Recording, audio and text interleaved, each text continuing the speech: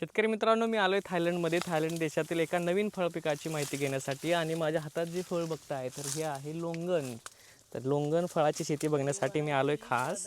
बऱ्याच शेतकऱ्यांनी किंवा बऱ्याच आपल्या तरुणांनी ग्राहकांनी लोंगन फळ ऐकलं असेल, काहींनी ऐकलं नसेल. न ऐकणाऱ्यांची संख्या जास्त आहे. जरी ऐकलं असेल तर कसं खायचं माहीत नसतं.